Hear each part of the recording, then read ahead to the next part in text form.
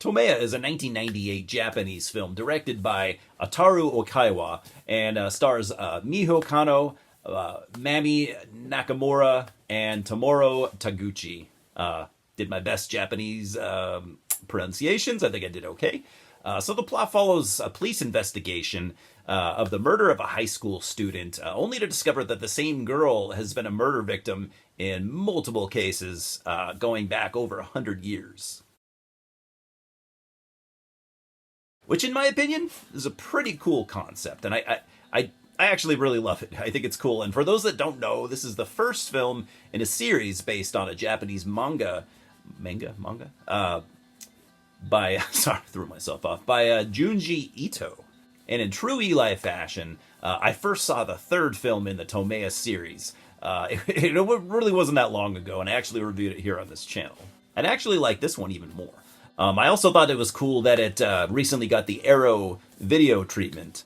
And I'm hoping that'll help more people discover this film, or the manga, or whatever, just the character of Tomie, because she deserves it. And by the way, the manga is super, super cool, in case that's your thing. Amazing artwork, creepy and twisted, just some of the coolest art I've ever seen, and I'm a comic book fan. So the entire series revolves around Tomie.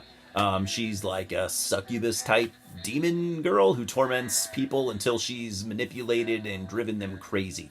Usually young men, but not always, I don't think.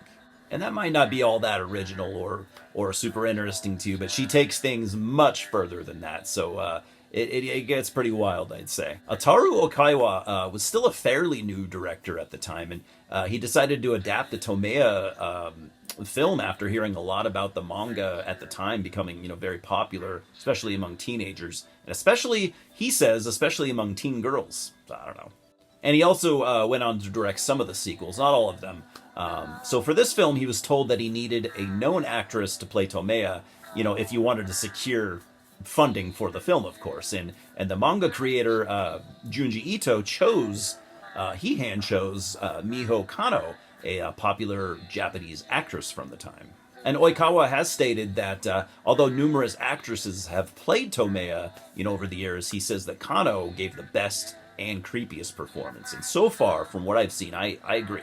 She really is believable here in the way that she's super devious, and if it is possible for a demon girl to have borderline personality disorder, she's the one, Oikawa used two different cinematographers here, Akira Sako and Kazuhiro Suzuki, and their work is really good, I gotta say. All the little details and carefully set up shots, I was pretty impressed for a non-technical guy.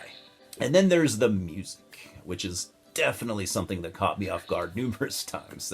The score, here really took me I don't know, it just goes in a different direction than I'm used to. It sounds very Japanese, of course, but unique in its own way.